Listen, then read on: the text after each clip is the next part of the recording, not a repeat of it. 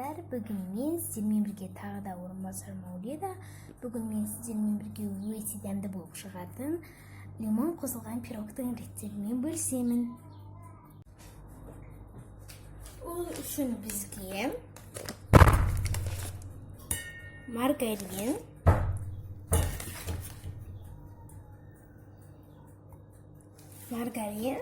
және 2 қант.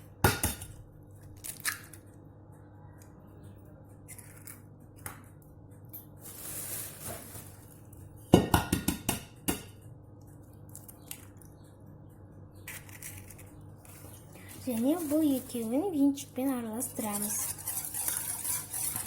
Май бөлме маргарин немесе май қолдансаңыздар болады. Олар бөлме температурасында болу керек және үстіне қант саламыз. Міне мен жұмыртқа мен майды араластырып алдым. Оның үстіне қант саламыз.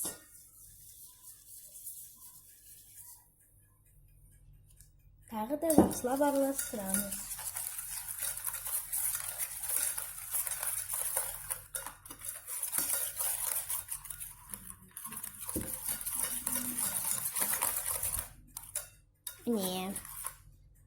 Енді үстіне сүт қосамыз.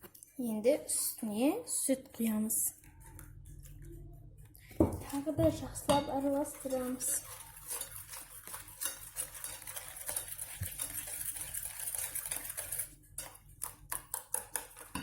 Енді үстіне ұн саламыз. Тағы да жақсылап араластырамыз.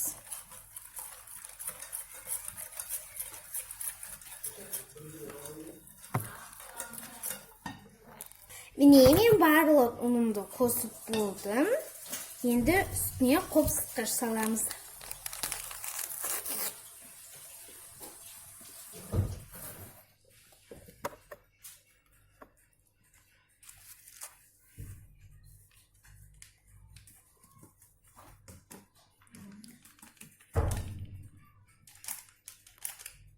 Тағы да жақсылап араластырамыз.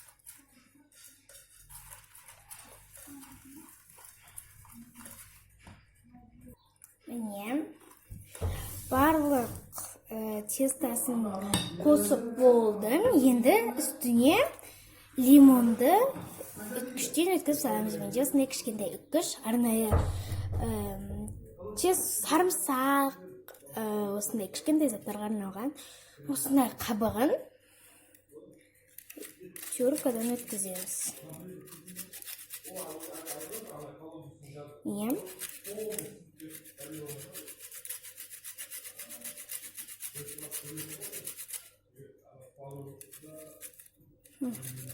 Міне осы қабығын үткіштен өткіземіз.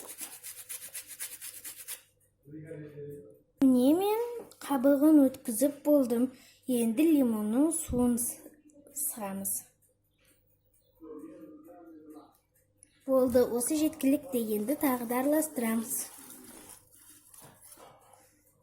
Дайын болған тестамызды жарты сағатқа қойып қоямыз. Мен табамды майлап алдым. Енді жаңағы 20 минутқа қойған қамырымызды саламыз.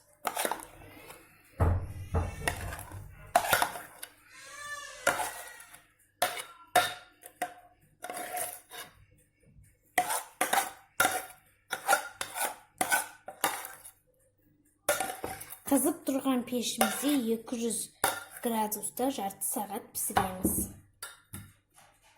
Достар, сіздерге тағы бір ескертетін жайт, пешіміз міндетті түрде қызып тұру керек, әйтпесе лимон қосылған пирогымыз піспей қалуы мүмкін. Міне, менің лимон қосылған пирогым дайын болды.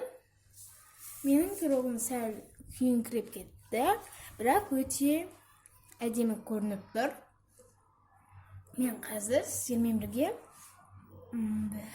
бір бөлігінің қалай жұмсақ болғанын көрсетемін.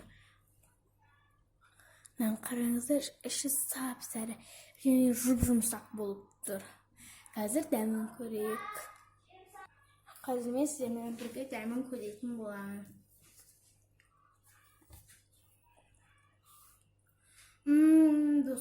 өте дәмді болып шыққан.